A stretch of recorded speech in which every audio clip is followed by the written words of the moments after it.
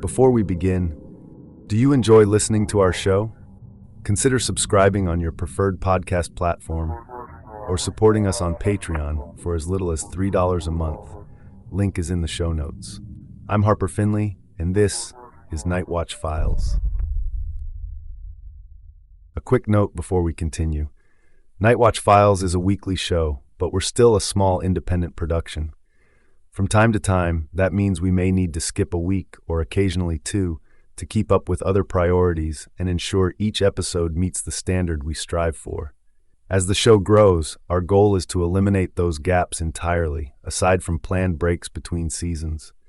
We sincerely appreciate your patience and continued support as we work toward that. If you'd like to help us get there sooner, please consider supporting the show through Patreon or by making a donation using the links in the description.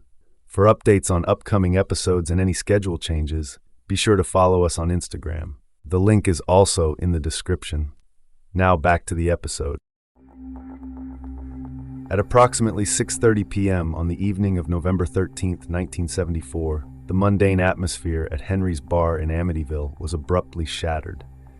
23-year-old Ronald Butch DeFeo Jr. burst into the hometown watering hole, frantic and shouting to the crowd, "You gotta help me! I think my mother and father are shot." The establishment was populated by a mix of local barflies, a bartender named Joey Yeswit, and several of DeFeo's friends, including a patron named John Altieri. Jolted by DeFeo's desperate plea, the patrons immediately sprang into action. Altieri, Yeswit, and a small group of other men piled into DeFeo's car and sped down the street toward the DeFeo family's sprawling Dutch colonial home at 112 Ocean Avenue. Upon arriving at the residence, DeFeo hung back and waited outside in the car while Altieri, Yeswit, and the rest of the men cautiously ventured inside the home and made their way up to the second floor. These bar patrons were the first to witness the grisly aftermath of the massacre, discovering the lifeless bodies of DeFeo's parents and siblings still in their beds. Horrified by the bloody scene, the group's immediate reaction was to alert the authorities. Yeswit picked up a telephone inside the home and dialed 911 to report the emergency to the police. Disoriented by the carnage, Yeswit initially estimated to the operator that they had found 4 bodies. When the local police arrived moments later to secure the scene, the true scale of the tragedy began to unfold. According to DeFeo's later recollections of the police response, the first officer entered the house with his gun drawn and looked visibly terrified, as they had initially only discovered the bodies of DeFeo's mother and father.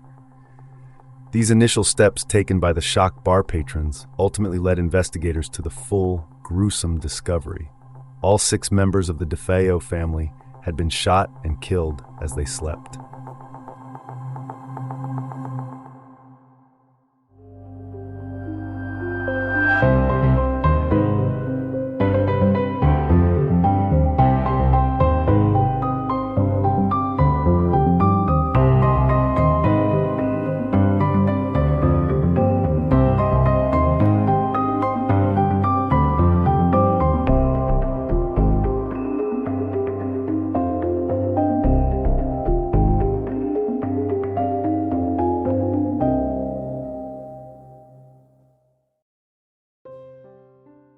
In 1924, the Coleman family sold a quarter-acre parcel of waterfront land in the sleepy, affluent Long Island suburb of Amityville, New York, to John and Catherine Moynihan. It was on this premium plot, nestled along the Amityville River, that the Moynihans commissioned the construction of a grand 3-story Dutch colonial revival home at 112 Ocean Avenue.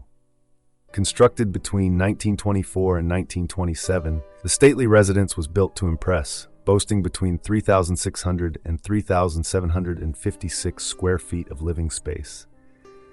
The spacious interior layout featured 5 bedrooms, 3 full bathrooms, and 1 half bathroom, providing ample room for the family. The classic architecture was characterized by a distinctive gambrel roof, and the property's idyllic South Shore waterfront location was fully utilized with the addition of a backyard boathouse and boat slip. Perhaps the most iconic architectural detail incorporated during the 1920s construction was a pair of quarter-round half-moon windows situated on the 3rd-floor attic level intended to add unique charm and natural light to the upper floor. For decades following its 1920s completion, the house served as a quiet, upscale sanctuary. The Moynihan family lived peacefully in the beautiful waterfront home, and after John and Catherine passed away, their daughter Eileen moved in to raise her own family on the property until October 1960. Born on September 26, 1951, in Brooklyn, New York, Ronald Joseph DeFeo Jr., who would come to be known as Butch, was the eldest child of Ronald Sr. and Louise DeFeo. Outwardly, the growing family represented the post-war American ideal, projecting the image of a close-knit, financially comfortable, and devoutly Catholic household. Ronald Sr. provided for the family by working at a Brooklyn Buick dealership owned by his father-in-law, Michael Brigante Sr. Along with Butch, the couple also welcomed their daughter, Dawn, while still residing in the Brooklyn borough. Behind their veneer of middle-class respectability, however, the DeFeo household was steeped in a severe domestic pathology, orchestrated by a volatile, strict, and domineering patriarch.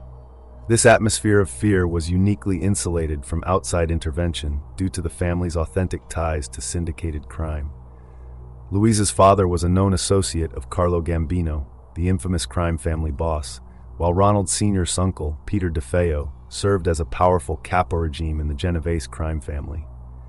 Ronald Sr. was known to openly boast about these organized crime connections, effectively silencing any neighbors or acquaintances who might have otherwise reported his violent outbursts.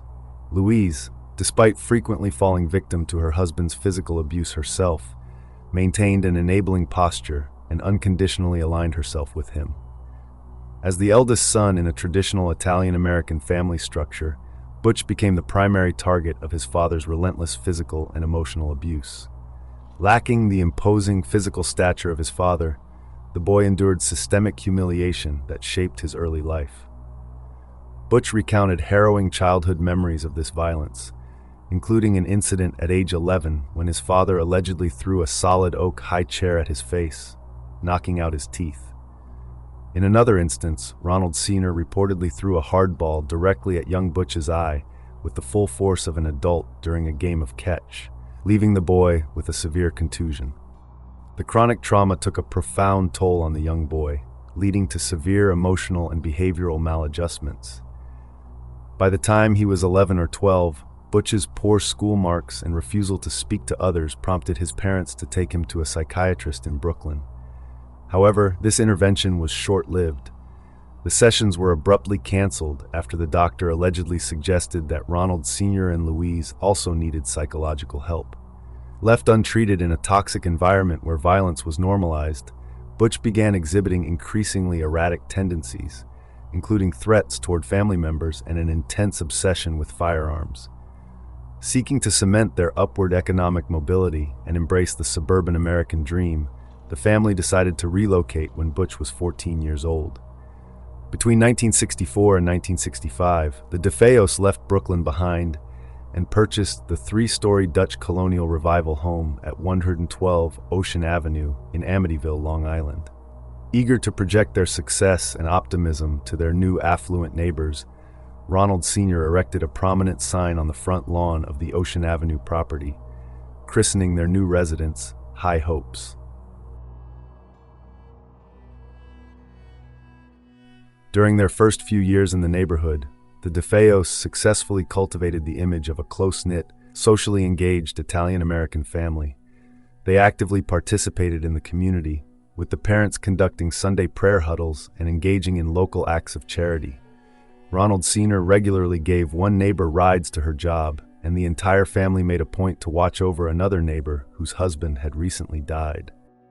To strengthen their pious image, the family erected a large fountain statue of Saint Joseph, holding the infant Jesus squarely in their front yard. The younger DeFeo children also integrated well into the community. Teenage daughter Dawn played on the local neighborhood softball team, and the family frequently hosted neighborhood pool parties. However, behind the doors of High Hopes was a deeply volatile and terrifying domestic reality at the hands of Ronald Sr., who brought along to the new home his domineering and highly abusive behavior, frequently subjecting his family, particularly his eldest son, to severe physical and emotional violence. Butch, who struggled with emotional issues and substance abuse, quickly earned a reputation as the black sheep of the family, with some neighbors viewing him as a creepy, lurking presence in the otherwise idyllic community. Despite the visible signs of dysfunction, the DeFeo's relationship with their neighbors was governed by a profound culture of silence and intimidation. The domestic terror occurring inside the home was effectively insulated from outside intervention because Ronald Sr. openly and loudly bragged about his authentic ties to syndicated crime. Consequently, the community looked the other way, leaving the family isolated within their beautiful waterfront home as the toxic environment slowly worsened over the years. As the DeFeo household expanded with the arrivals of Allison, Mark, and the youngest, John Matthew, a complex new layer was added to the family's already fraught domestic dynamic.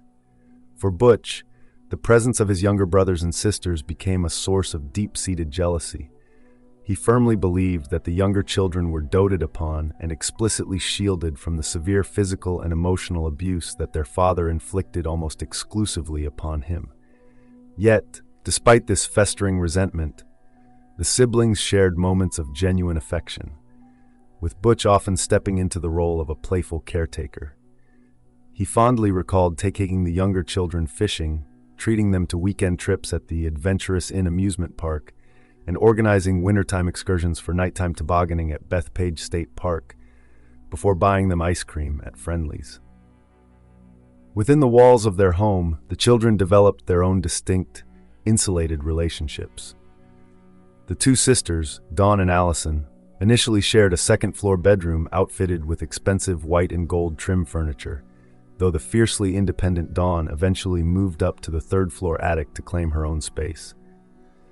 Meanwhile, Mark and John Matthew shared a bedroom that housed a large 50-gallon tank for exotic fish on a wrought iron stand. The two youngest boys absolutely adored their eldest brother and would eagerly wait for Butch to return home from work so they could playfully dive on him to wrestle whenever the Batman television theme song echoed through the house. During one of these spirited roughhousing sessions, the boys accidentally crashed into the fish tank, shattering the glass, spilling the water, and drawing their mother's immediate ire. However, Butch's perception that his younger siblings were fully insulated from their father's wrath proved tragically false, as the patriarch's explosive violence inevitably spilled over onto the younger children and further strained the household dynamics. When Mark suffered a broken leg while playing football, their father inexplicably blamed Butch for the injury, sparking a bitter altercation while the eldest son was intoxicated in the hospital emergency room. Ultimately, the illusion that the youngest DeFeos were protected from the home's underlying terror was a fragile one, as they, too, were trapped in the inescapable cycle of violence that defined their family. The daily dynamic of the DeFeo household was marked by an agonizing cycle of violence and false piety. According to neighbors, Ronald Sr. would frequently go on violent abusing sprees inside the home and then step out into the front yard to pray for forgiveness in front of the family's large fountain statue of St. Joseph. Ronald Sr.'s cruelty was also deeply psychological. During Butch's confirmation party, his father confiscated the hundreds of dollars in gift money the boy had received, ripped the bills in half, and threw them onto the floor while giggling. As the years wore on, this inescapable cycle of abuse profoundly impacted the family's daily lives, breeding intense dysfunction and desperation. Butch developed severe behavioral and emotional maladjustments and descended into severe substance dependency, turning to heavy doses of LSD and heroin alongside chronic alcohol consumption. This escalating drug habit profoundly altered his behavior and transformed him into a highly visible, disturbing figure within his community. Rather than flying under the radar, Butch's addiction spilled directly onto the streets of Amityville, where he frequently engaged in public altercations and brought a rotating cast of erratic acquaintances and fellow drug users back to the family property. Observing the bizarre, magnetic hold he seemed to have over his delinquent peers and his volatile demeanor, anxious neighbors began drawing chilling contemporary comparisons between Butch and the notorious cult leader Charles Manson. This dark comparison was rooted in reality, as the group's main activities extended far beyond simple loitering and narcotics consumption into a brazen pattern of organized criminality. Butch acted as a central hub for illicit activities, supplying cocaine to a circle of associates and hoarding massive quantities of narcotics, including up to 50 drums of heroin in his open bedroom drawer. The group functioned as a reckless criminal outfit that operated with a sense of invincibility, frequently executing nighttime thefts to steal boat motors for quick cash while utilizing the cover of darkness to evade marine law enforcement.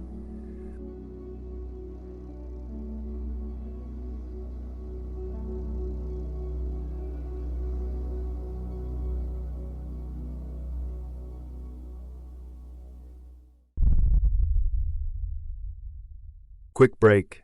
Ads keep the show running, but if you want to skip them, the ad-free version's on Patreon for just $3 a month. Links in the show notes. And we're back. Thanks for sticking through that. Let's get back to it.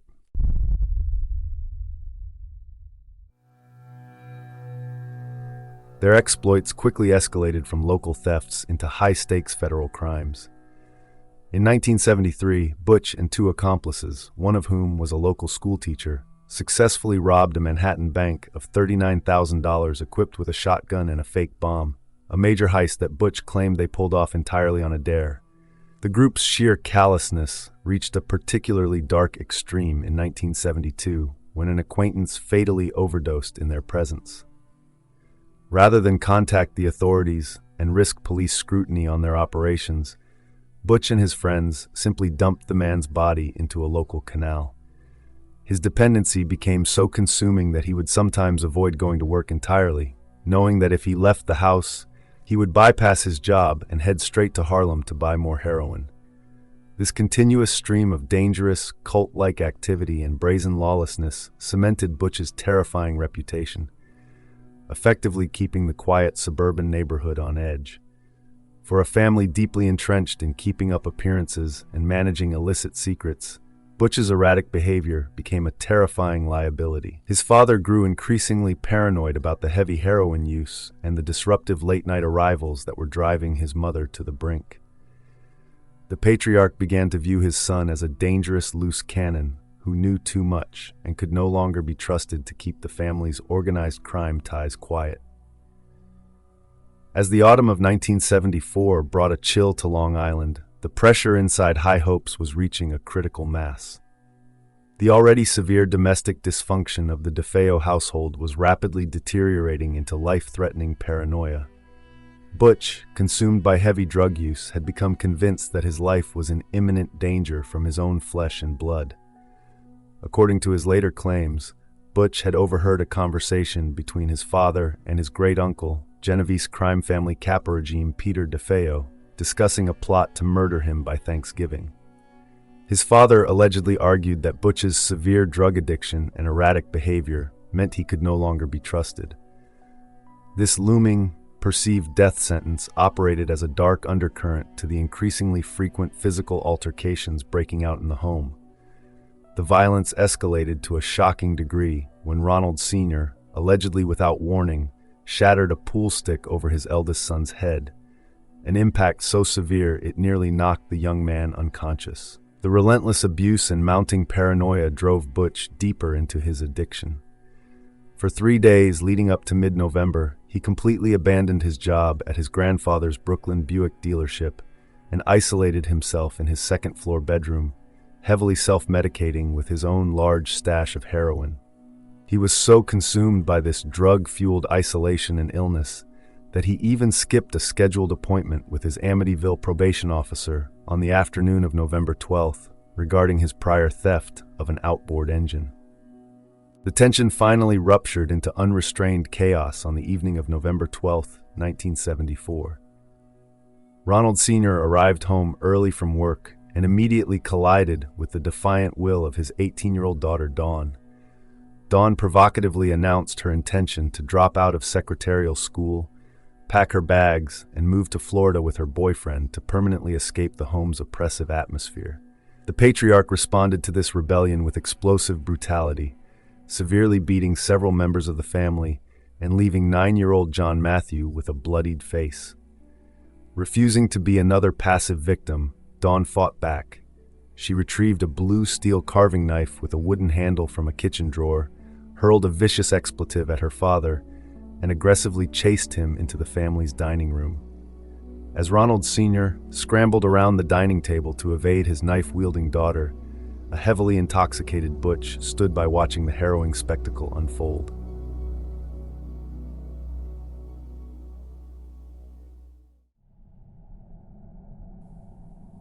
When the Amityville Police Department arrived at 112 Ocean Avenue on the evening of November 13, 1974, in response to Joey Yeswitt's frantic 911 call, they were met with a scene of unimaginable carnage. Officers cautiously entered the large home with their guns drawn to secure the premises, initially discovering only the bodies of Ronald Sr. and Louise DeFeo in their master bedroom. However, as the police continued their sweep of the residence, the horrifying scope of the massacre unfolded before them, revealing the bodies of the 4 younger DeFeo siblings also murdered in their respective beds. Suffolk County homicide detectives were immediately dispatched to take over what was quickly recognized as one of the most severe mass slayings in Long Island's recent memory. As investigators began their preliminary walkthrough of the crime scene, they were struck by the chillingly methodical nature of the executions. The physical positioning of the deceased became a source of immediate forensic interest, as all 6 victims were found lying face down in their beds, clad in their pajamas, with their hands raised above their heads. Detectives noted that the killings appeared to be execution style, observing absolutely no signs of a physical struggle anywhere in the house to suggest the victims had fought back or tried to flee. Adding to the bewildering nature of the scene, investigators found no signs of forced entry into the home, nor was there any indication of theft or a botched robbery that might quickly explain the motive. While the 2nd and 3rd floors were being secured, officers gathered Butch DeFeo and the group of friends who had accompanied him from the bar into the kitchen. Amid the unfolding chaos, Butch offered his explanation to the police right there at the scene, claiming that the murders were a contract hit carried out by the mafia. He specifically named an alleged mob hitman, Louis Fellini, and told the authorities that he himself had only narrowly escaped the slaughter. Taking the threat of an active mob assassin seriously, police decided to transport Butch to the local station for his own protection. Simultaneously, officers began grabbing the rest of the shocked witnesses from the kitchen to bring them to the precinct for questioning, clearing the house so the grim forensic work could begin in earnest. With the residence cleared of its sole surviving son and the shocked bar patrons, Suffolk County homicide detectives and medical examiners took full command of the grim scene at 112 Ocean Avenue. Examining the bodies, investigators noted a distinct discrepancy in the violence. While the 4 children had each been killed by a single gunshot, both parents had been shot twice, suggesting a more targeted malice in the master bedroom.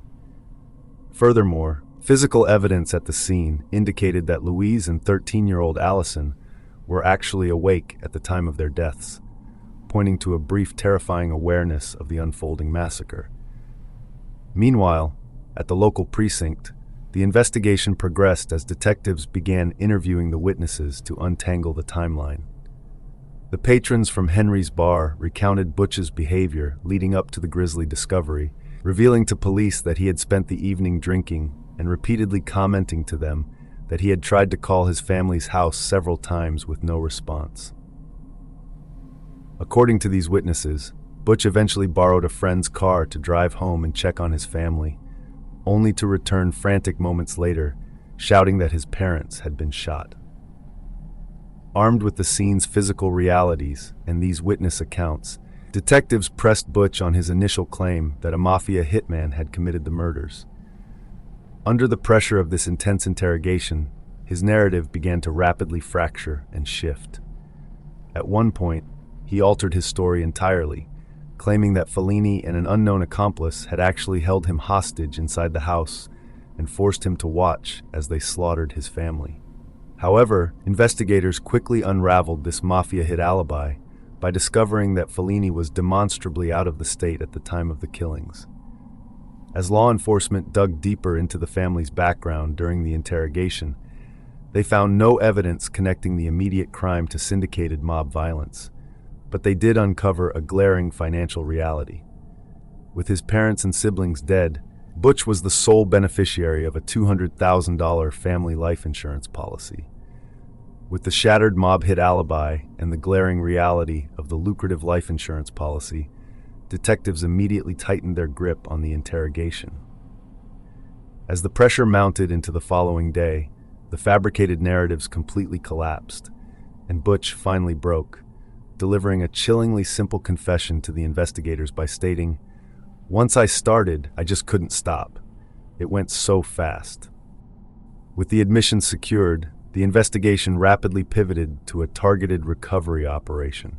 Detectives pressed him for the exact locations of the hidden evidence, using his newly provided details to map out his movements after the massacre.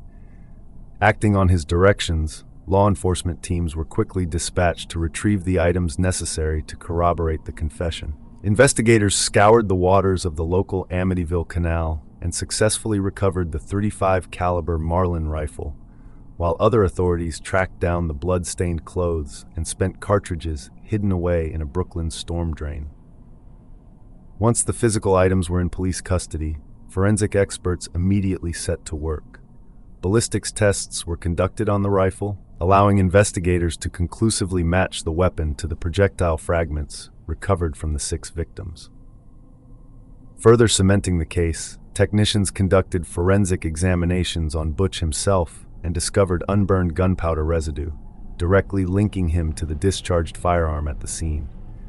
Through these swift, methodical forensic steps, detectives effectively closed the loop on the investigation, securing the physical proof needed for murder charges.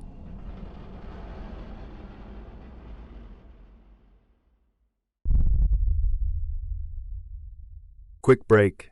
Ads keep the show running, but if you want to skip them, the ad-free version's on Patreon for just $3 a month. Links in the show notes. And we're back. Thanks for sticking through that. Let's get back to it.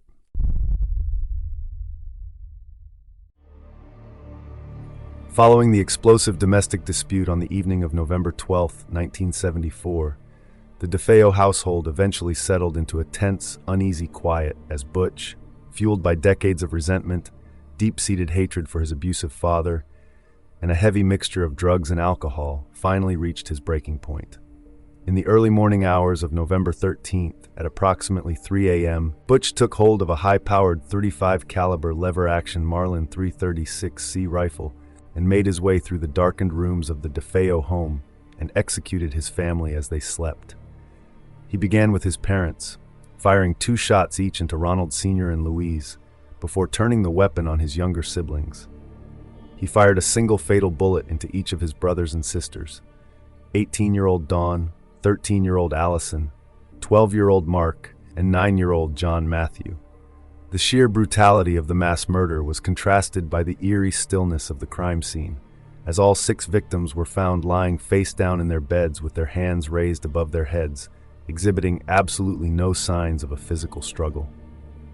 Despite the loud, percussive blasts of the rifle, no neighbors reported hearing gunfire.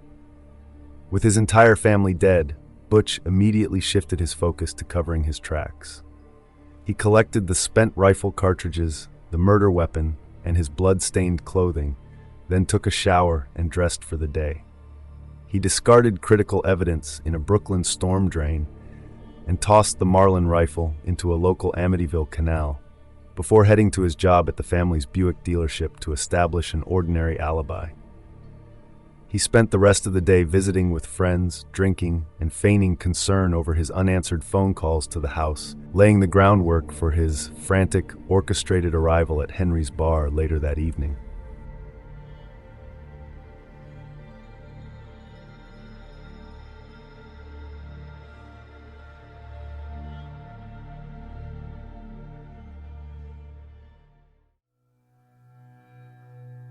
When the trial officially commenced on October 14, 1975, before State Justice Thomas M. Stark, Butch's defense attorney, William Weber, immediately mounted an affirmative defense of insanity.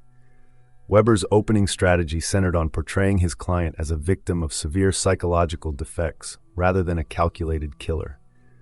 To build this narrative, the defense asserted to the court that Butch had absolutely no conscious memory of the executions and had been driven by disembodied voices that compelled him to carry out the killings. To anchor this psychiatric framing, Weber introduced forensic psychiatrist Dr. Daniel Schwartz to testify on Butch's behalf. Dr. Schwartz formally diagnosed Butch with dissociative disorder and paranoid schizophrenia, arguing that these severe mental illnesses prevented him from understanding the true nature or wrongfulness of his actions. Schwartz testified that powerful auditory hallucinations had urged Butch to commit the acts, effectively rendering him legally insane at the time of the massacre. Additionally, the defense team made a calculated move to invalidate the confession Butch had previously given to detectives, asserting that it had been illegally coerced and that he had only admitted to the slayings after being physically assaulted by police while in detention. In direct response to the defense's portrayal of a helpless, hallucinating victim, the prosecution launched a forceful counteroffensive designed to dismantle the insanity plea. They called their own mental health expert, Dr. Harold Zolan, to the witness stand to challenge the psychiatric framing of the crime. Dr. Zolan testified that while Butch was indeed a heavy user of heroin and LSD, he possessed full cognitive awareness of his actions during the early morning executions and completely understood their legal and moral consequences. Rather than suffering from a dissociative break or schizophrenia, the state's experts formally diagnosed him with antisocial personality disorder. This psychological condition, they argued to the court, was characterized by profound emotional detachment, chronic manipulation, and a lack of remorse or empathy, none of which met the legal criteria required to declare someone criminally insane. To further erode the defense's narrative of madness and disembodied voices, the prosecution built a concrete case for a cold, calculated motive. Expanding upon the financial realities uncovered during the initial investigation, the state shifted the jury's focus to Butch's behavior in the immediate aftermath of the massacre. The prosecution brought up a crucial detail from the police interrogations, revealing that while in custody, Butch had explicitly asked detectives what steps he needed to take to collect on his father's life insurance policies. By showing this deliberate and highly lucid inquiry, prosecutors argued that the annihilation of the household was not the frantic work of a broken mind, but rather a methodical, greed-driven execution designed to secure a lucrative financial payout. Persuaded by the state's diagnosis of antisocial personality disorder and the underlying financial motive, the jury officially rejected the affirmative defense of insanity on November 21, 1975. That day, Butch was found guilty on all 6 counts of second-degree murder. Less than 2 weeks later, on December 4th, he stood before State Justice Thomas M. Stark for sentencing. Unmoved by the defense's earlier pleas, the judge condemned the Ocean Avenue massacre as the most heinous murders committed in Suffolk County since its founding. Stark then handed down the maximum penalty, sentencing Butch to 6 consecutive indeterminate terms of 25 years to life in prison. With the trial concluded and his fate sealed by the court, he was subsequently transferred to the Greenhaven Correctional Facility in upstate New York to begin serving his sentences behind bars. As Butch began his first months as a convicted prisoner, his immediate reality was shaped by the intense media spotlight surrounding his crimes. To shield him from the general population, prison officials placed him in the Assessment and Program Preparation Unit, a specialized protective custody wing that functioned as a prison within a prison. Rather than reflecting on his actions in his new confinement, Butch fixated bitterly on his surviving relatives and the handling of the family's assets. He fumed over the fact that his aunt's husband had visited him in the county jail shortly after the massacre in an attempt to be named the administrator of the estate. He also harbored deep resentment toward his paternal grandfather, who had taken control of the funds to bury the victims in what Butch callously described as cheap white boxes, while simultaneously purchasing extra cemetery plots for himself and his wife.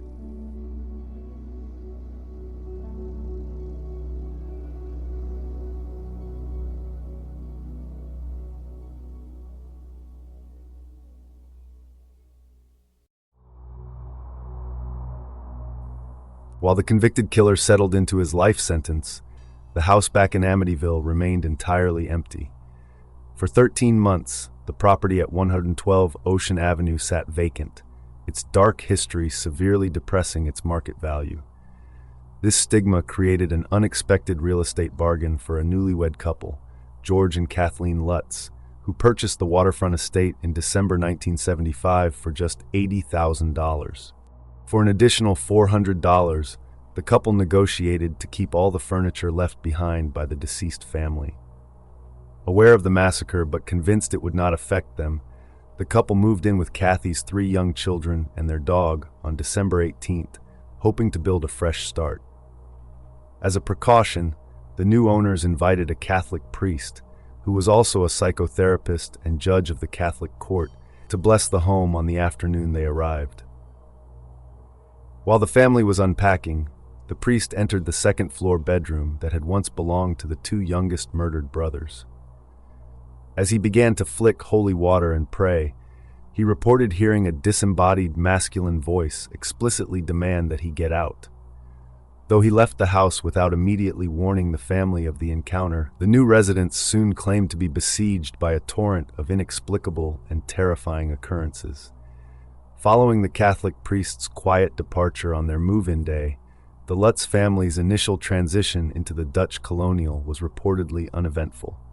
According to George and Kathy Lutz, they experienced nothing unusual during their first few days on the property. However, Christopher Lutz would later claim that this early period was secretly marked by his stepfather's active dabbling in the occult. George was allegedly practicing a rogue form of transcendental meditation inside the house, repeatedly chanting unapproved mantras that his stepson believed actively invited dark, demonic forces into their lives.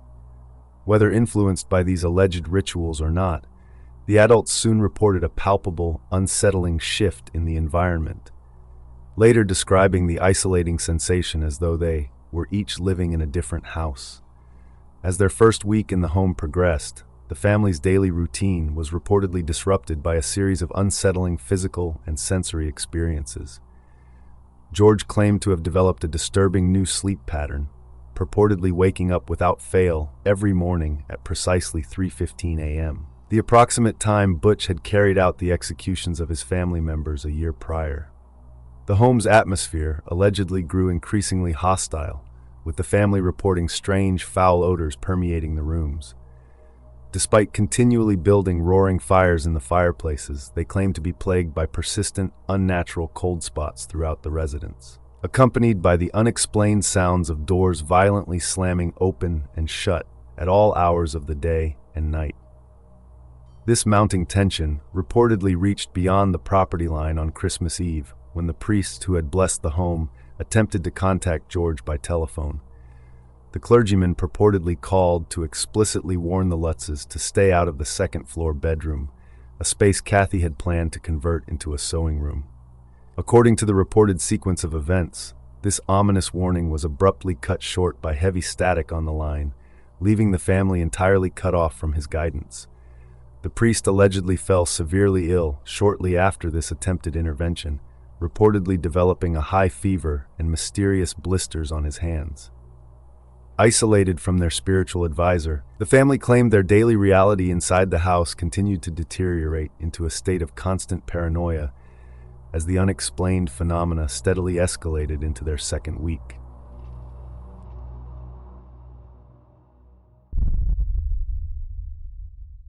Quick break. Ads keep the show running, but if you want to skip them, the ad-free version's on Patreon for just $3 a month. Links in the show notes. And we're back. Thanks for sticking through that. Let's get back to it. As the calendar turned to January 1976, the reported phenomena inside the home escalated from unsettling environmental shifts to deeply disturbing physical and visual encounters. George and Kathy reported that the manifestations became more aggressive, claiming that an invisible spirit violently knocked a knife down in the kitchen and that a nearby garage door would open and close entirely on its own. The children were also allegedly subjected to this escalating hostility. Daniel later recounted that an open upstairs window seemingly moved of its own volition and slammed down onto his hand, causing a significant injury. The visual encounters reportedly took a bizarre turn when George claimed Kathy momentarily transformed into a 90-year-old crone one night. Additionally, George and Daniel claimed to have been watched by a demonic, pig-like creature with glowing red eyes peering down at them through a bedroom window. Desperate to reclaim their living space, George and Kathy reportedly attempted to conduct another house blessing themselves in mid-January, but this action purportedly triggered the climax of their terrifying ordeal. During their final night on the property, George claimed he was kept awake by flickering lights, an unseen lurking presence, and the loud sounds of the children's beds violently slamming against the floorboards above him. He also reported waking to find Kathy levitating and sliding off their mattress, while Christopher and Daniel were allegedly experiencing simultaneous levitations in their own beds. The following morning, the children awoke traumatized, telling their parents they had been paralyzed by fear and unable to move or leave their rooms. Terrified and completely exhausted, the family decided they could no longer endure the environment. As they frantically prepared to flee on January 14, 1976, the final horrific image they reported was a greenish-black, gelatinous slime oozing from the walls and carpets, creeping up the staircase toward them. Refusing to stay another moment, they permanently abandoned the property, leaving all of their furniture and personal possessions behind. Notably, when a mover arrived the very next day to collect the abandoned belongings, he reported experiencing absolutely no anomalous or paranormal phenomena while working inside the residence.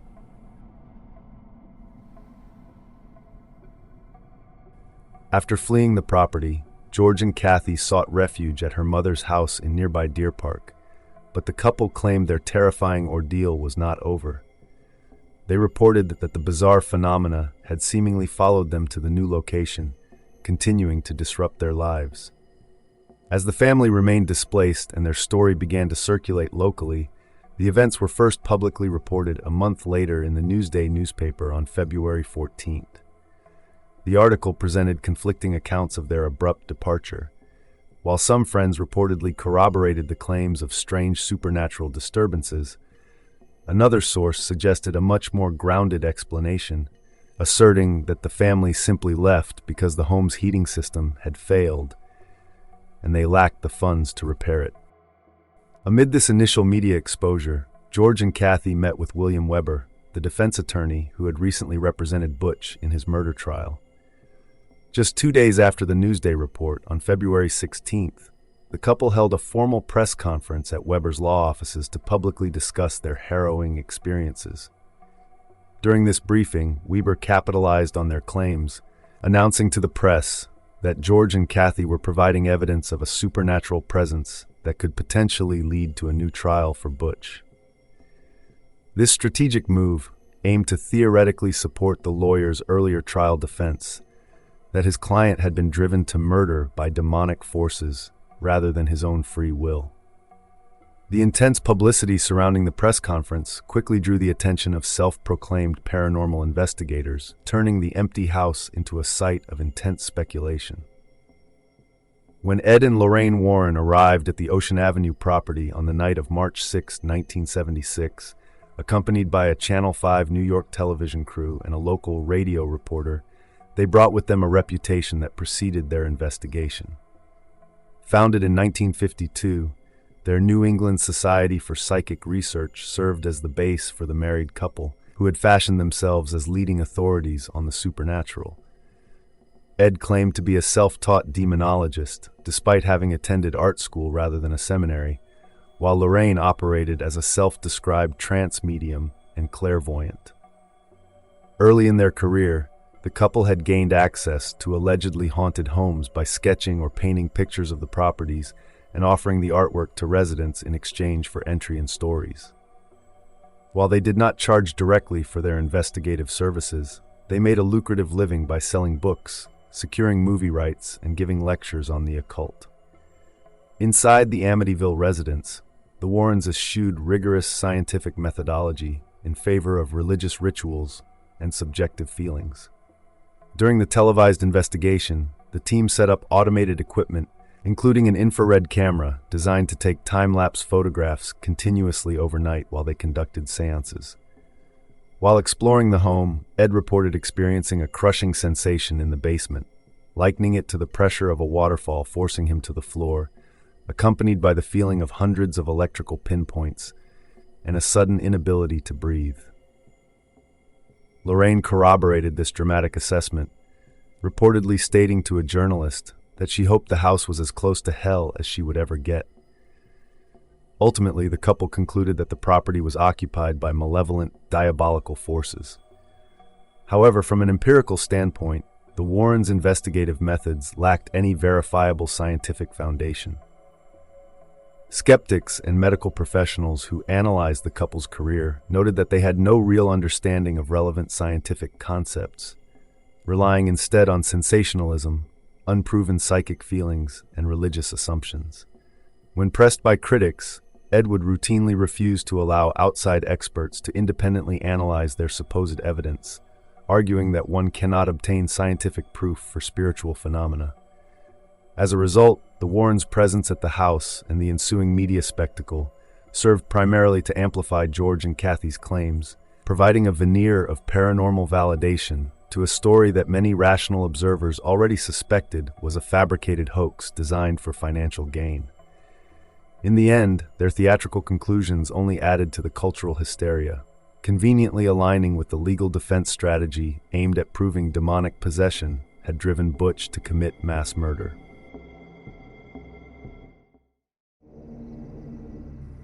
In the months following the televised paranormal investigation in the spring of 1976, the media spectacle successfully planted the seeds of a lucrative supernatural narrative. But behind the scenes, George and Kathy's reality was far less glamorous. Facing severe, documented financial difficulties, the couple ultimately surrendered the empty property back to Columbia Savings and Loan without ever having made a single mortgage payment on the estate. Despite losing the physical house, the couple capitalized on their chilling story to generate income.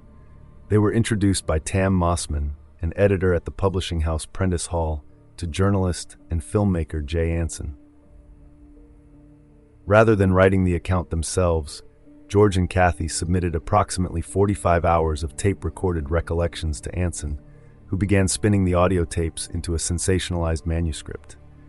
However, the reliability of these claims immediately drew intense scrutiny from rational observers. Skeptics pointed to the couple's mounting debt and the impending foreclosure as a glaring economic motive for fabricating a hoax. This skepticism was compounded when the couple had a bitter falling out with William Weber over how the impending book's profits and deals would be divided. Before their relationship fractured, the attorney had enthusiastically championed the supernatural tales, actively collaborating on the story's outline to leverage the supposed demonic activity as fresh evidence to secure a new trial or appeal for Butch. However, this unorthodox legal strategy failed to gain any real traction in the courts, leaving Butch's conviction firmly intact.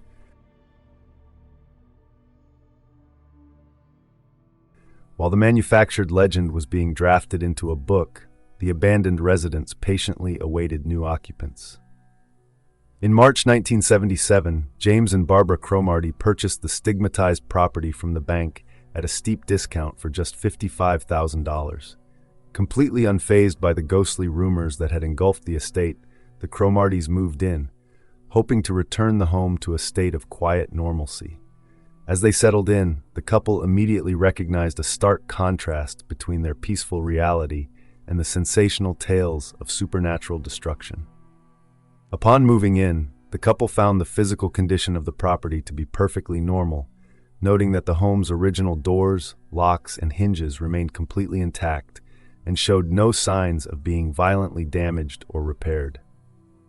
The supposedly terrifying and hidden red room in the basement was quickly dismissed by the new owners as nothing more than a standard, unconcealed small closet.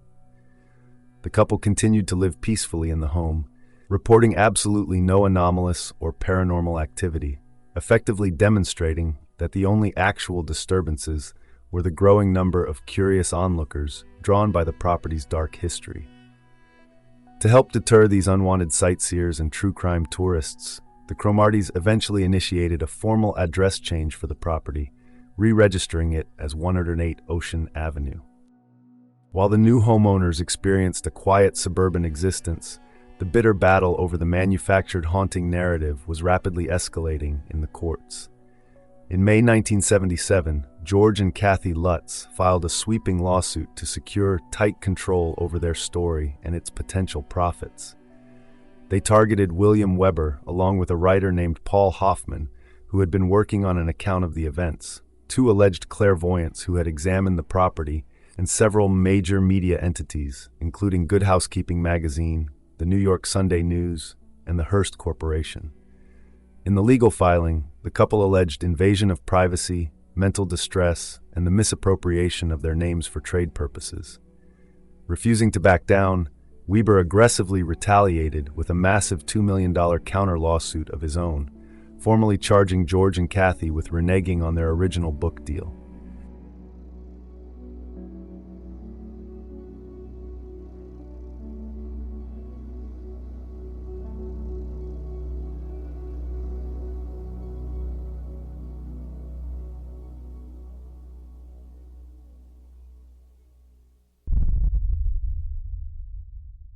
Quick break.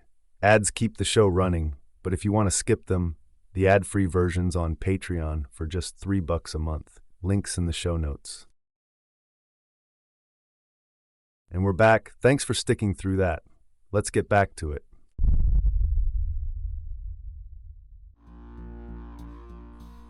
As the bitter legal battle between George, Kathy, and their former attorney brewed in the background, the public was formally introduced to the sensationalized version of the events. On September 13, 1977, Prentice Hall officially published Jay Anson's manuscript under the title The Amityville Horror. Subtitled A True Story, the book drew its name's inspiration from H.P. Lovecraft's The Dunwich Horror and was based entirely on the roughly 45 hours of tape-recorded recollections the couple had provided to the author. The release of the book acted as a massive catalyst for the property's mythology, transforming a localized suburban legend into a nationwide cultural phenomenon. Anson's narrative codified the most terrifying elements of George and Kathy's claims into the public consciousness, detailing the foul odors, the gelatinous slime, the demonic pig-like creature, and the levitating beds.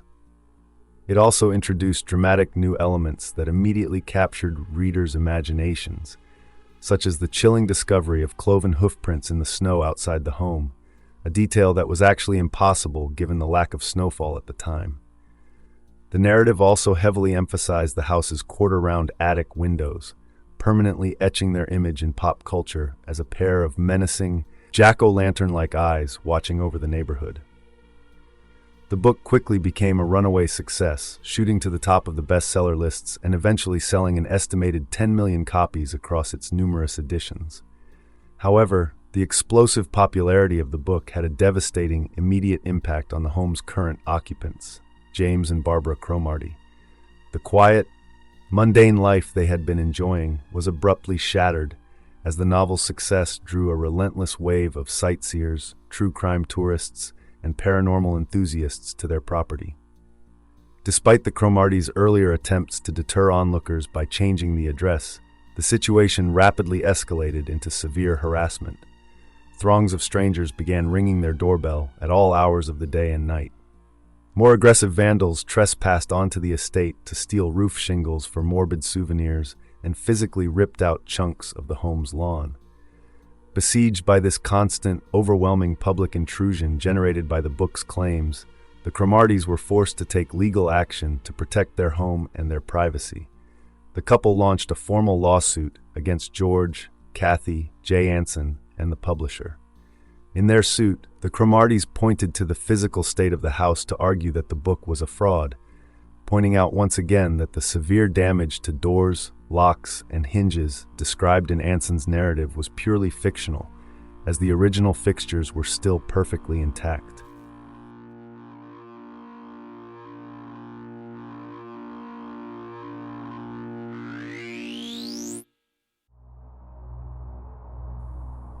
As the cultural hysteria surrounding the book continued to swell, the legal battles it spawned reached their resolutions in the late 1970s. Following their initial filing to protect their property and privacy, the Cromartys successfully sued George, Kathy, and the publishers for fraud.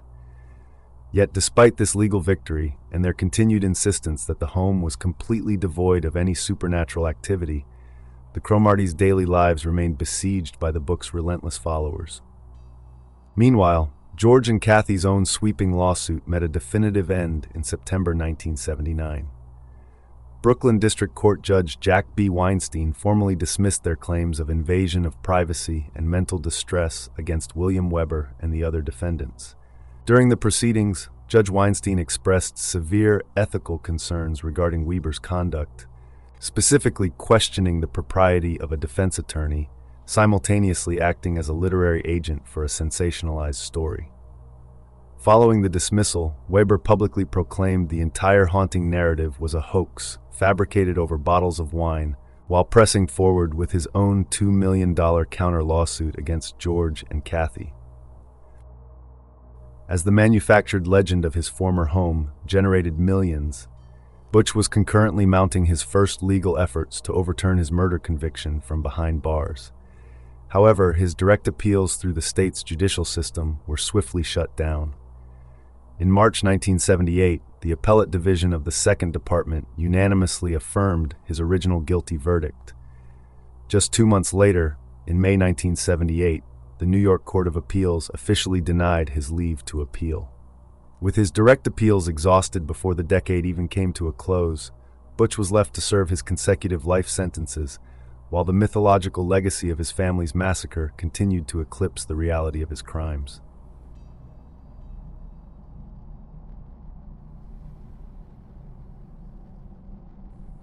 When the cinematic adaptation of Jay Anson's manuscript hit theaters in 1979, it catapulted the Long Island Saga into a global pop culture phenomenon. Starring James Brolin and Margot Kidder as George and Kathy, the movie quickly became a massive blockbuster, ultimately securing the title of the highest-grossing independent film of its time. Even the production itself carried whispers of the supernatural. Brolin had initially been hesitant to accept the leading role, but agreed to sign on after experiencing a sudden fright while reading a scary passage of the script when a pair of his pants inexplicably dropped from a hanger. As the movie drew massive audiences, the intensified media spotlight forced the real-life individuals involved to aggressively defend their narratives against mounting public skepticism.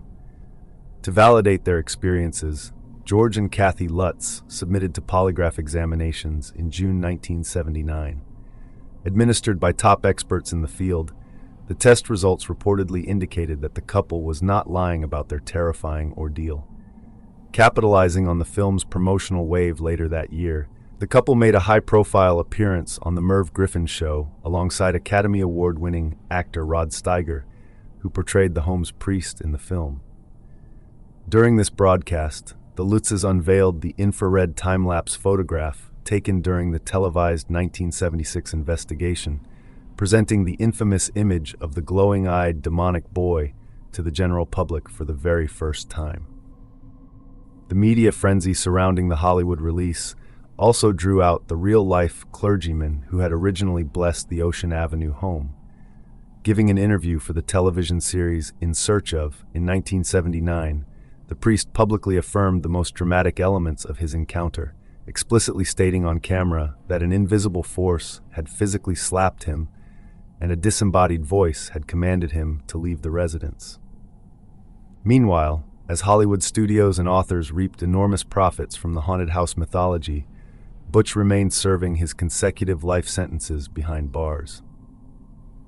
However, at the dawn of the 1980s, the supernatural theories surrounding the mass murder began to directly intrude upon Butch's life. Around 1980 or 1981, parapsychologist Hans Holzer, brought into the fold by William Weber, visited the Clinton Correctional Facility to interview the convicted killer for a new book. Holzer presented a bizarre new theory to the public, claiming the Ocean Avenue property was built over an ancient Native American burial ground and that the angry spirit of a Shinnecock Indian chief named Rolling Thunder had possessed Butch to commit the slayings. The prison interview quickly devolved into chaos when Holzer suggested that Butch had engaged in an incestuous relationship with his sister Dawn. Enraged by the accusation, Butch lunged at the parapsychologist and attempted to physically assault him before Weber intervened and guards terminated the visit. During this brief, disastrous encounter, Holzer also unsuccessfully attempted to hypnotize the inmate. Around the same time, Butch's extreme notoriety drew unwanted attention from other infamous figures within the New York prison system. While housed in Clinton's Assessment and Program Preparation Unit in 1981, a protective wing for high-profile or vulnerable inmates, he crossed paths with the son of Sam killer, David Berkowitz. When Berkowitz reportedly sneaked up on him inside his cell, Butch drew a screwdriver and threatened to stab him if he took another step, narrowly averting a violent showdown between two of the state's most famous murderers.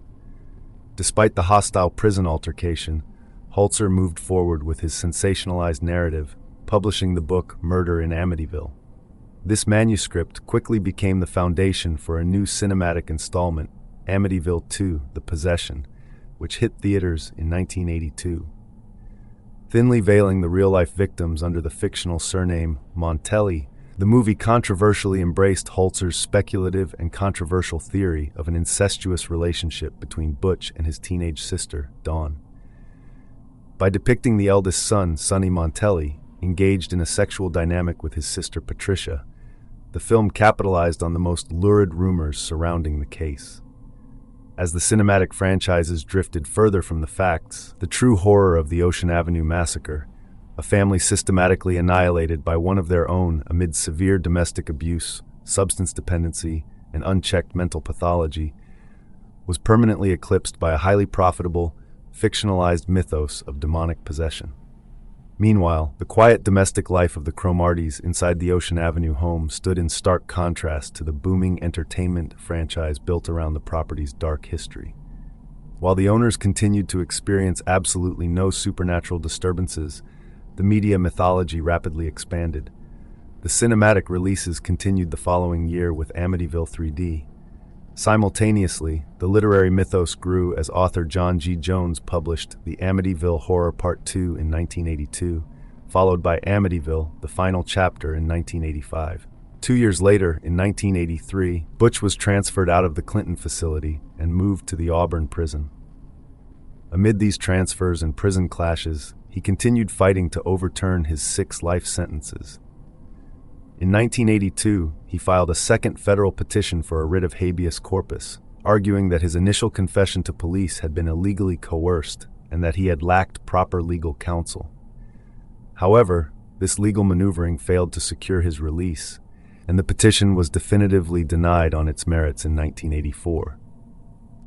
Throughout their decade-long residency, James and Barbara Cromarty remained steadfast in their assertion that their Dutch colonial home was perfectly ordinary. While the cultural phenomenon sparked by George and Kathy's tales continued to swirl across the country, the reality inside the large property was entirely banal. For 10 years, the couple lived peacefully within the home's walls, experiencing absolutely no anomalous disturbances, ghostly apparitions, or demonic encounters. However, maintaining this quiet domestic life required a constant, exhausting defense against the unyielding public intrusion occurring outside their front door. Despite successfully exposing the haunting narrative as a profitable hoax in court, the Cromartys could not stop the steady flow of curious onlookers and horror enthusiasts who refused to let the mythology fade. The relentless burden of living inside a pop culture monument ultimately outweighed their affection for the waterfront estate.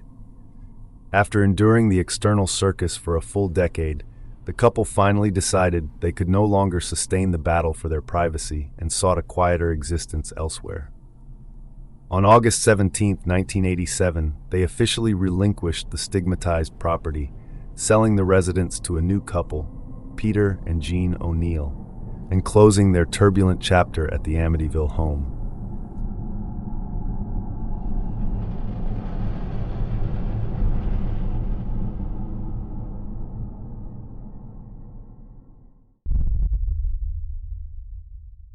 Quick break.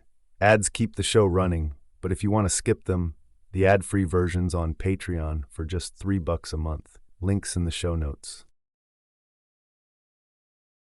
And we're back. Thanks for sticking through that. Let's get back to it.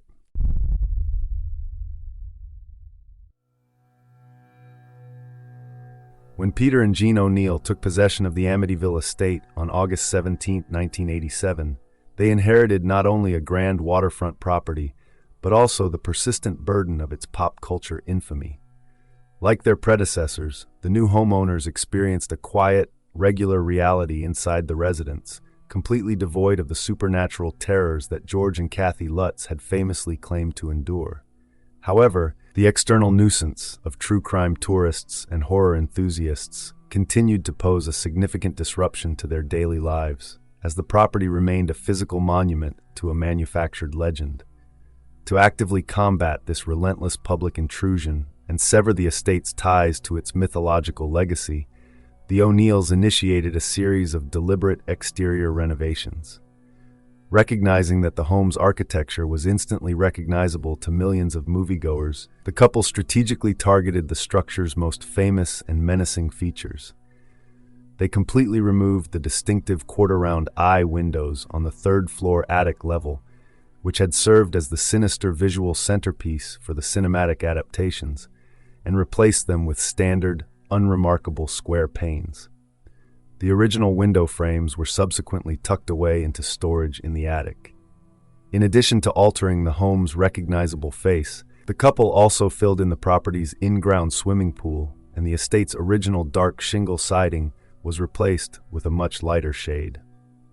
By fundamentally changing the visual character of the Dutch colonial, the O'Neills aimed to permanently strip the house of its cinematic mystique, hoping to transform the infamous landmark back into an anonymous suburban home to finally deter the lingering onlookers. As the 1990s began, the legal maneuvering surrounding the case took a dramatic turn when Butch filed a state collateral motion in 1990 to vacate his murder conviction. Presenting a radically altered version of the massacre, he asserted that Dawn and an unidentified male accomplice had executed their parents, and that Dawn subsequently slaughtered the younger siblings. In this new narrative, Butch claimed he only killed Dawn by accident during a physical struggle over the rifle. To support this story, he alleged that he was married to a woman named Geraldine Gates, and that her brother, Richard Ramondo, had been with him in the house during the incident and could verify his account. Concurrently, Butch sought to leverage advancements in forensic technology. In November 1991 and November 1992, he filed motions requesting state-funded DNA testing on the blood-stained dungarees from the night of the murders. He argued the testing would prove the blood was his own, thereby substantiating his claims that police had physically beaten him to coerce a confession. However, his elaborate legal strategy quickly unraveled. The Suffolk County District Attorney's Office discovered that Richard Ramondo did not actually exist. In 1992, authorities secured a sworn statement from Geraldine, who admitted the brother was fictitious and confessed that she had only married Butch in 1989 in anticipation of filing the legal motion. Following this revelation, the couple divorced in 1993, the same year Butch's great-uncle, Peter DeFeo, passed away. In January 1993, Judge Thomas Stark officially denied the motion to vacate the conviction, ruling Butch's testimony entirely false and fabricated. The judge noted that trial evidence proved Butch was living in Amityville at the time of the murders and dating a local girl, invalidating his claims of a secret life and marriage in New Jersey. Stark also denied the requests for DNA testing, concluding that the clothing had been stored for over 17 years and was too degraded for reliable extraction, further noting that the brutality claims had already been disproven during pretrial hearings. While George and Kathy were by this time divorced and living separate lives, the haunting narrative they helped spawn faced renewed public scrutiny. In 1995, Stephen Kaplan, a self-styled vampirologist who had clashed with George and Kathy during their brief residency, published The Amityville Horror Conspiracy alongside his wife, Roxanne. The book aimed to critically dismantle the supernatural claims and expose the story as a profitable hoax. Despite this, the Hollywood machine pressed on, churning out a string of direct-to-video sequels throughout the decade, including The Amityville Curse and Amityville Dollhouse, which completely abandoned the original inhabitants in favor of fictional tales about haunted objects. As the decade drew to a close, Butch's legal avenues grew increasingly narrow, culminating in 1997 when the U.S. District Court for the Eastern District of New York denied his third federal habeas corpus petition, effectively ending his major legal challenges. That same year, on June 10th, the infamous property on Ocean Avenue quietly changed hands once again. A buyer named Brian Wilson purchased the estate for $310,000 and subsequently undertook renovations, continuing the ongoing effort by consecutive owners to separate the physical house from its dark historical associations. With the beginning of a new millennium, the enduring fascination with the Long Island tragedy was stoked by a pair of History Channel documentaries broadcast in October 2000.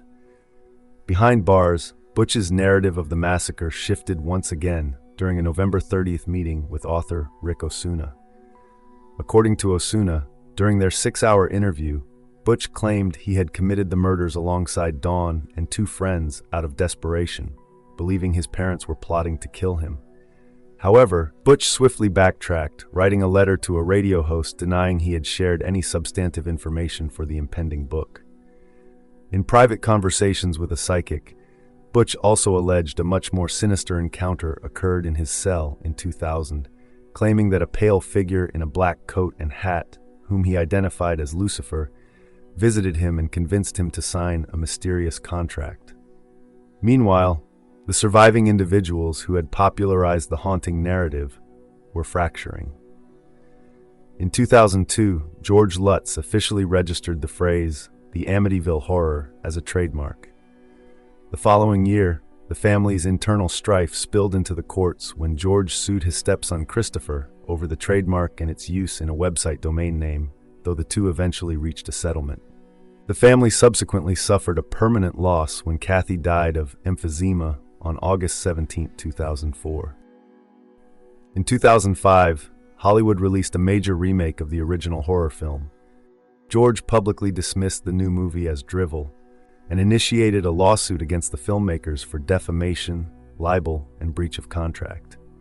He was particularly outraged by fictionalized scenes depicting a character sharing his name, building family coffins, and murdering a dog with an axe. A Los Angeles court dismissed the defamation portion of the suit in November 2005. George would not see the conclusion of the remaining legal battles, as he died of heart disease on May 8, 2006. The paranormal community lost another key figure involved in the story later that summer when Ed Warren died of a heart attack on August 23rd, prompting Lorraine to quietly retire from active investigations. At the close of the decade, the infamous Dutch Colonial on Ocean Avenue went up for sale once again. Placed on the market in May 2010 with an asking price of $1.15 million, the home's listing attracted significant public interest. On August 21st, the departing owner hosted a moving sale that drew hundreds of curious onlookers who were allowed onto the main floor but strictly barred from accessing the basement or upstairs bedrooms. The estate was ultimately purchased that month by Caroline and David D'Antonio for $950,000. Fully embracing their new waterfront property, the couple undertook substantial renovations, restoring the property's sagging boathouse, adding a new sunroom facing the creek, and installing a comprehensive security system to keep the persistent onlookers at bay. As the 2010s progressed, the living victims of the media spectacle surrounding the Ocean Avenue property began to step forward to share the psychological toll of their childhoods. In 2012, Daniel Lutz was featured in the documentary My Amityville Horror, where he expressed deep trauma stemming from his brief time in the house. However, his grievances were not solely focused on the supernatural. He pointedly described George as an overbearing, unstable, and abusive figure who ruined his early life. A few years later, the peaceful reality the D'Antonio family had built inside the infamous residence was interrupted by tragedy when David passed away in 2015. Following his death, the heavily renovated Dutch colonial returned to the market and was sold in February 2017 to an undisclosed buyer for $605,000. While the house quietly changed hands, the man responsible for its dark history finally reached the end of his life behind bars. After spending more than 45 years in maximum security confinement and having all of his parole requests and legal appeals systematically denied, Ronald DeFeo Jr. died at the age of 69 on March 12, 2021, at the Albany Medical Center. The official cause of his death was withheld from the public, and his body was subsequently cremated, with the final disposition of his ashes remaining completely undisclosed. 2 years after the killer's death, Christopher Lutz returned to the public eye in the 2023 docuseries Amityville: An Origin Story. Christopher reiterated his belief that George had purposefully invited dark forces into their home through unauthorized occult rituals, accusing his former stepfather of twisting their real experiences into an embellished, monetized business venture.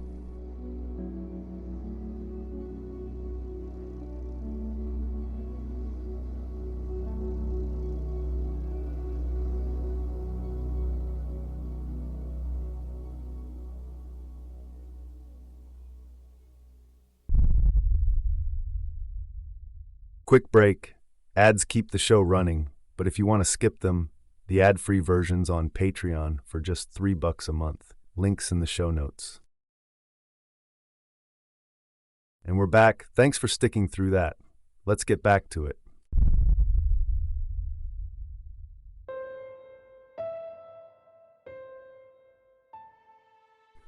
Today, the extensive estate at 108 Ocean Avenue stands as a fully occupied, private waterfront residence.